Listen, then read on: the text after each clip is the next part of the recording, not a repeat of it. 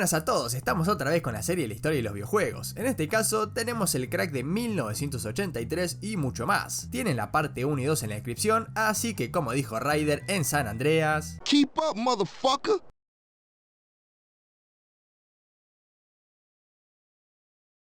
Pero una vez más, antes de seguir con las consolas, retomemos la microinformática. Bruce Sarwick estudió ingeniería informática a partir de 1973. A su vez, trabajaba en un laboratorio de investigaciones aeronáutica, aunque en 1976 su tesis trataba sobre los gráficos en 3D para los simuladores de vuelo. En 1977 fundó su primera empresa, Sublogic, y vendió por correspondencia las primeras versiones de su juego, Flight Simulator, para Altair 8800. Inicialmente lo había publicado para la Apple II en 1979, pero más adelante y a raíz de una propuesta de IBM lo lanzó en Microsoft, convirtiéndose rápidamente en un bestseller. La versión era tan exigente que dicho software fue puesto como referencia para testear la PC, lo que animaba a comprarse una todavía más potente. Sarwick se esforzó por ser lo más realista posible y lo consiguió, obteniendo visto bueno de la FFA como herramienta de entrenamiento de vuelo, convirtiéndolo además en pionero y referente del género. Y seguimos con otro clásico de la aeronáutica. En sus comienzos, Dan Gorling era investigador de inteligencia artificial y después de perder el trabajo comenzó a programar en un Apple II que le prestó su abuelo, y el amor por los helicópteros le dio la idea de un juego. Envió una primera versión a Brotherhood, uno de los principales editores de la época, que aceptó subvencionar el final de su desarrollo con el objetivo de publicarlo. La popularidad que tuvo el juego en los salones en los que se presentó antes de su lanzamiento hizo comprender rápidamente que iba a ser un éxito. La toma de rehenes en la embajada estadounidense de Teherán contribuyó ante este éxito. Shoplifter sería extremadamente conocido, más tarde siendo lanzado a consola y luego a arcade, algo poco común ya que generalmente se hacía al revés. Pero para que estos grandes clásicos funcionen se necesitaba un PC, y estos eran por un lado el ZX Spectrum y la mítica Commodore 64. En cuanto a la Spectrum, su creador quería crear una máquina para el hombre de la calle, es decir, económica, y por un precio de 100 libras en lugar de las 500 de su competidor más cercano. Fabricado alrededor de Zilog Z80A de 3,59 MHz, el Spectrum no tenía coprocesador gráfico ni sonoro, pero disponía de una relación potencia-precio insuperable. Lanzado en abril de 1982, rápidamente obtuvo un gran éxito principalmente en Gran Bretaña. Así que en resumen, gracias a su precio accesible y a su BASIC simple y potente, este PC favoreció a la aparición de programadores y editores ingleses que contribuyeron a la enorme biblioteca software de la máquina, porque contaba con más de 14.000 programas. Sinclair Research, presa de problemas financieros, vendió la gama de los Spectrum Amstrad en 1986. Al comienzo, Amstrad continuó su comercialización y luego la paró en 1990. La máquina vendió más de 5 millones de unidades en el mundo, entre ellas 4 millones en el Reino Unido, lo que convirtió a la Spectrum en la PC británica más vendida. La otra gran PC, como bien dije, fue la Commodore 64, que fue el sucesor del VIC 20, basado en el procesador MOS 6567 y equipado con coprocesadores gráficos y sonoros. Cuando salió era un ordenador personal potente y solamente el Atari 800 podía rivalizar técnicamente con él. Lanzado con un precio muy competitivo de $595, era mucho más económico que la mayoría de sus competidores. El éxito de su lanzamiento demostró que había un amplio mercado viable para las computadoras personales de ocio, principalmente dedicado a los videojuegos. Y a su vez, como Commodore era propietaria de MOS Technology, algunos componentes críticos como el microprocesador le resultaban accesibles y fue este bajo coste de producción que le permitió a Commodore reducir su precio en 1983 a $400 y posteriormente a 200, convirtiéndola en una gran alternativa frente a las consolas. Sus ventas alcanzaron los 2 millones de unidades en 1984, más que todas las demás ordenadores de la época. Entre 1983 y 1985 fue el líder con el 40% del mercado, de modo que los editores se esforzaron en el desarrollo de la máquina, que se convirtió en una biblioteca de software extremadamente extensa con más de 10.000 aplicaciones. La Commodore mantuvo un ritmo de venta de 2 millones al año incluso antes del Atari ST y Amiga.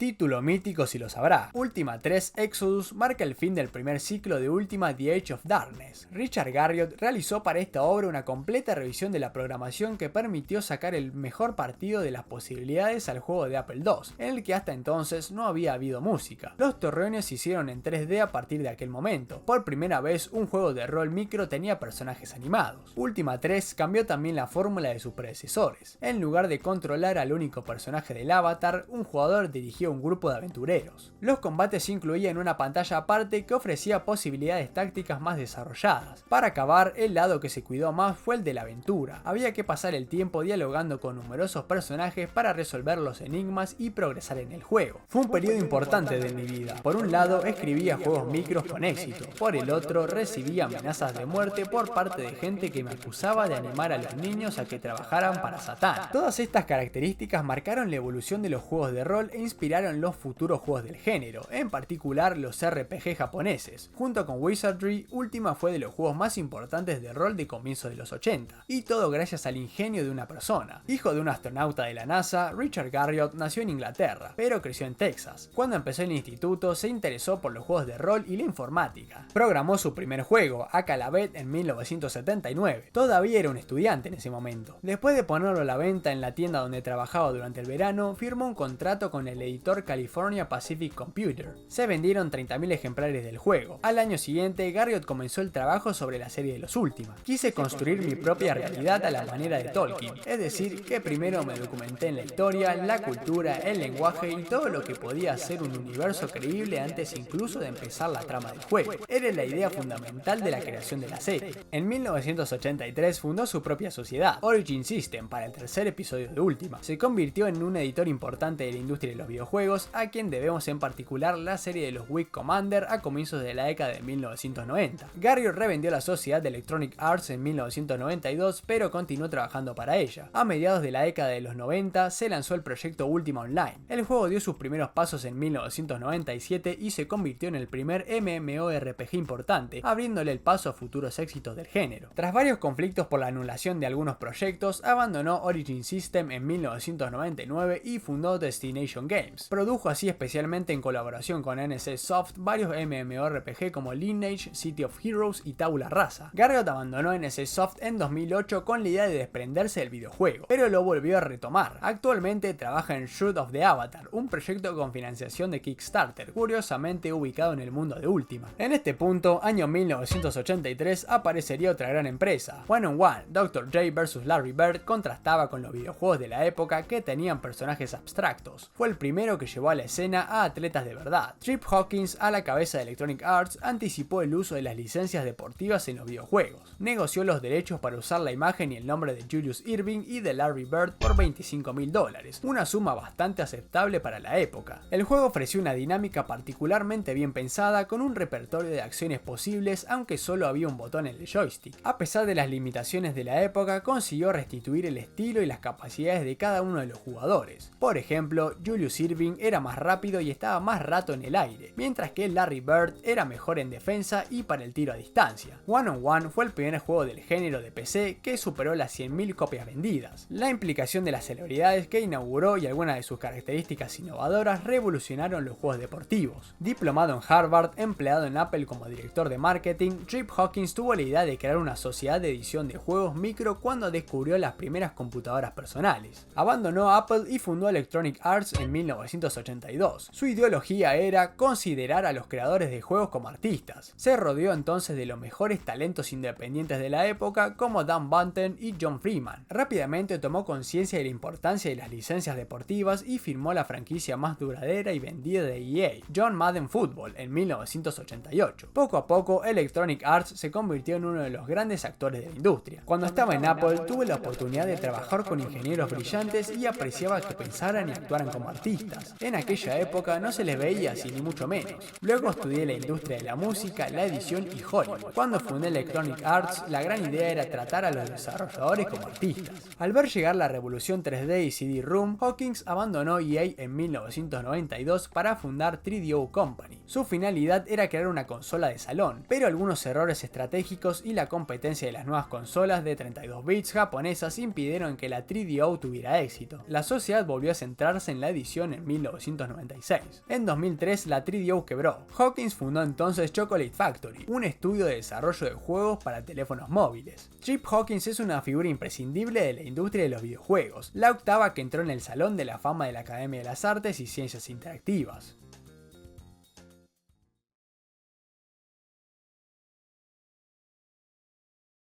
En la Universidad de Washington, durante el verano de 1982, Douglas Smith y Jane Bratsanos desarrollaron un juego llamado Miner en una computadora VAX 11780 de la sociedad DEC. Lo bueno de este juego era que los usuarios podían crear sus propios niveles y gracias al sobrino de Smith que quería jugarlo en su casa en su Apple II, se decidió convertir el juego a esta PC. Más tarde, Smith compraría un monitor a color para reprogramar el juego y mejorarlo. Lode Runner se desmarcó de los demás juegos de plataformas por su lado táctico, ya que requería una auténtica reflexión para evolucionar en los numerosos niveles. Al tiempo, Smith firmó contrato con el editor Brotherhood. Lode Runner tuvo un enorme éxito, vendiendo miles de ejemplares. Fue incluso más popular en Japón, especialmente por su adaptación a la consola Famicom, es decir, la NES, por parte de Hudson Soft. En total se agotaron 3 millones de ejemplares, de los que el 80% se vendió en Japón. Otro plataformero de la época fue Manic Miner. Matthew Smith comenzó a programar con 13 años y para los 17 creó Manic Miner. Al retomar algunos elementos clásicos del juego de plataformas, Manic Miner consiguió distinguirse gracias a su barra de oxígeno y a la inestabilidad de algunos elementos de su decorado. El juego explotaba muy bien las capacidades de la Spectrum. Por ejemplo, fue el primer juego de la máquina en incluir música.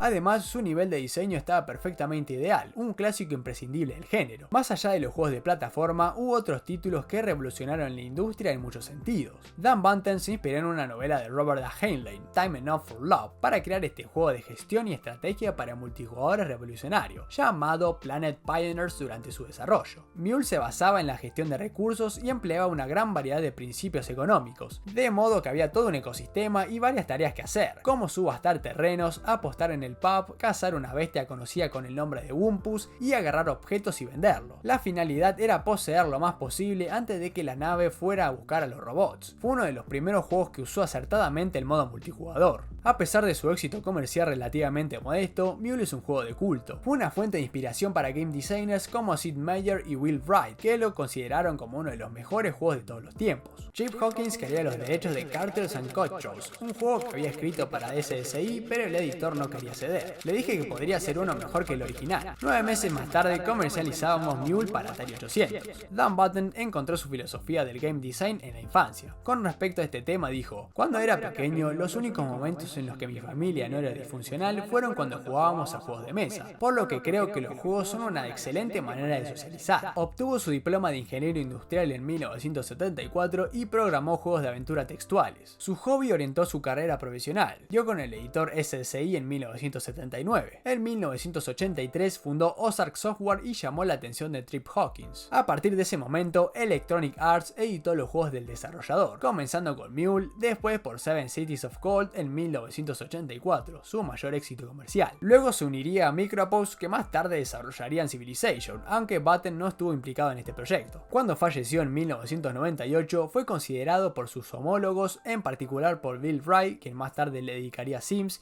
y Sid Meier como uno de los mejores game designers de la historia. Dan Bunten entró en 2007 en el Salón de la Fama de la Academia de las Artes y las Ciencias Interactivas. Contribuyó como precursor a la llegada de los juegos multijugadores. Para él, lo más importante era el aspecto social de los juegos. Es lo que mostró su visión del game design y de los juegos multijugadores. Un adversario humano era siempre más interesante y divertido que una PC, incluso si la tecnología de la época hacía que el multijugador fuera difícil. Alguien me hizo un día esta reflexión un poco morbosa. Nadie diría en su lecho de muerte que le hubiera gustado pasar más tiempo con su computadora. Enfrentarse a la muerte nos recuerda que nuestras relaciones con los demás son una de las cosas más importantes de la vida. Crear juegos que ayuden a la gente a conectarse y a relacionarse también da sentido a mi propia vida. Cuando el videojuego de Tron salió en arcade, se obtuvieron más beneficios que con la película, a pesar de que muchos editores habían querido imitarlo y reproducir una película en videojuego. Fue el caso de Atari con Star Wars. El juego que se obtuvo reconstruía muy bien el ambiente de la película. Elementos como Terminal Cockpit, las voces digitalizadas de Mark Hamill, Alec Guinness, James Earl Jones y Harrison Ford daban la impresión de ser Luke Skywalker y de participar en el desarrollo de la historia. Star Wars se comercializó 2 semanas antes de Dragon's Lair. Fue uno de los grandes éxitos del juego vectorial y de la edad de oro de los videojuegos en arcade. Otro que tuvo un éxito sin precedentes fue el recién mencionado Dragon's Lair. La sociedad Advanced Microcomputer Systems de Rick Dyers estaba en los orígenes de este juego, para el que los estudios de Dumb Blood realizaron una película de animación que duraba 27 minutos. El encargado encargado de la concepción y distribución quedó en manos de Cinematronics. Dragon Slayer hizo historia, ya que fue el primer videojuego en utilizar Laserdisc y esto lo impulsó a que superara gráficamente a los demás juegos de la época. A pesar de su poca interactividad, y esto lo digo porque el jugador se tenía que conformar solo con efectuar una acción en el tiempo adecuado. Pero a lo que iba es que tuvo un enorme impacto en el público y creó un nuevo género de videojuego, cercano a las películas interactivas. Cuando hicimos Dragon Slayer no teníamos ni idea del impacto que podría tener en los videojuegos. Era una tecnología nueva para la época. Lo que nos interesaba era que el láser podía acceder a cualquier parte del disco, lo que permitía mostrar escenas en un orden distinto. Por aquellos años, en la denominada Edad de Oro, todo era color de rosas, y los grandes títulos inundaban los hogares. Tanto consolas como computadoras de 8 bits eran los más buscados, como por ejemplo la MSX. Inspirado en el éxito del VHS, Kazuhiko Nishi, entonces vicepresidente de Microsoft Asia, intentó crear un estándar similar para las microcomputadoras. Básicamente quería que fueran compatibles entre ellos, capaces de leer los mismos programas. Los MSX, Machines with Software Exchangeability, estaban equipados con el BASIC 4.5 de Microsoft y fabricados con elementos ya utilizados en varias consolas y computadoras de la época, como el Silox Z80 para el procesador central y los TMS 9918 y AY3 8910 para los chips de video y audio. Durante la conferencia de prensa que marcó el nacimiento del estándar, el 27 de junio de 1983, Sony, Yamaha, Mitsubishi, Sanyo y otras 11 compañías anunciaron su intención de hacer computadoras MSX. Incluso editores como Konami y Hudson publicaron para la máquina y lanzaron series como Bomberman, Parodius o Metal Gear. Sin embargo, los MSX nunca se convirtieron en el deseado estándar que tanto se soñaba. Por otra parte, y por esas mismas fechas, había muchas consolas de videojuego a la venta en Japón, pero ninguna ocupaba una posición dominante. Tentado por el rotundo éxito de Game & Watch y de Donkey Kong, el director general de Nintendo, Hiroshi Yamauchi, le encargó a Masayuki Uemura algo tan simple como crear una máquina menos cara y más eficiente que la de sus competidores. Lanzada durante el verano de 1983, la Famicom fue un gran éxito, opacando fácilmente a las demás consolas en Japón. Valiéndose de su éxito, Nintendo lanzó un ataque contra el mercado americano, pero los distribuidores no le tenían fe, porque recordemos, la industria de las consolas ya estaba en plena crisis. Apodada la NES, finalmente y luego de superar estos obstáculos, se comercializó en los Estados Unidos a finales de 1985. En ese entonces venía con Super Mario Bros., que contribuyó a su enorme éxito, todavía más grande que en Japón. La NES revitalizó el mercado deteriorado por el crack y sobrepasó el récord del número de consolas instaladas en los hogares americanos, hasta entonces dominada por la Atari 2600. A finales de la década de 1980, Nintendo controlaba casi todo el mercado de las consolas de juegos. Todo explotó en 1982. Era difícil describir el sentimiento salvaje de fiebre del oro que reinaba. Todo el mundo trabajaba en los videojuegos. Muchas sociedades producían juegos, algunos buenos, otros malos, pero no parecía importar. El público compraba todo lo que había en las estanterías y algunas sociedades nuevas tenían unos beneficios sensacionales.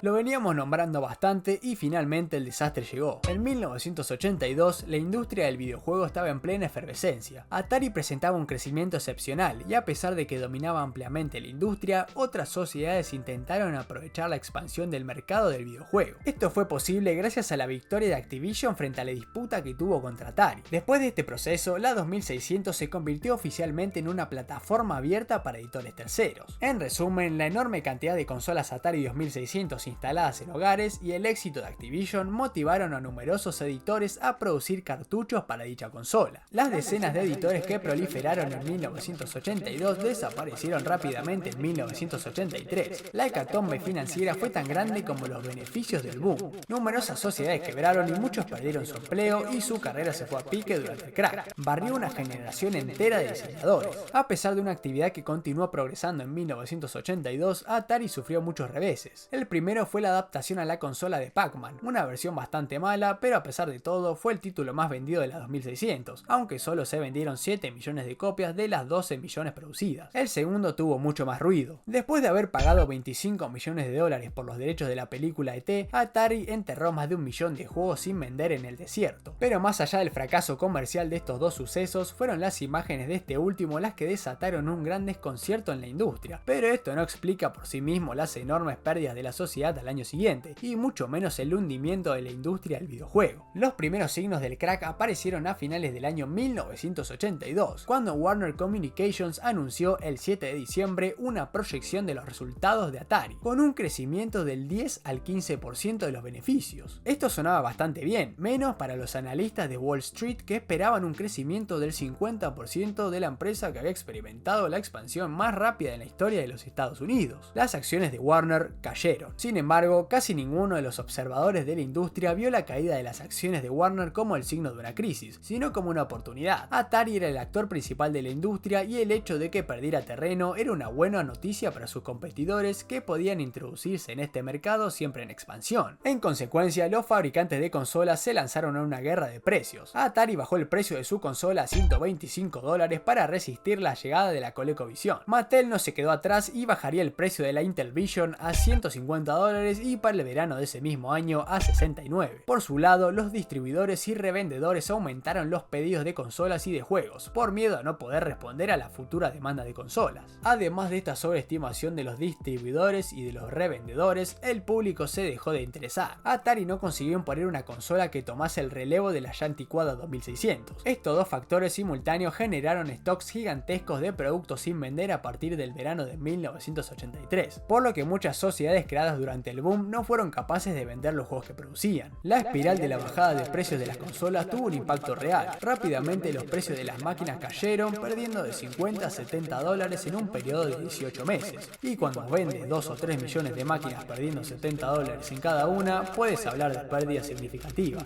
En 1983, los grandes actores presentaron pérdidas espectaculares: $530 millones para Atari, 280 millones para Mattel. Esto también perjudicó a los editores y revendedores. La mayor parte estaban en dificultades, pero muchos quebraron. La cifra global de la industria se hundió. De $3.000 millones en 1982 cayó a 100 millones en 1983. Tras las pérdidas financieras, los distribuidores y revendedores se reorientaron a la informática y dejaron completamente de lado las consolas. Estas últimas desaparecieron temporalmente del mercado estadounidense, país cuyos fabricantes no volvieron a ocupar una posición significativa en el mercado de las consolas de juegos hasta antes del año 2000.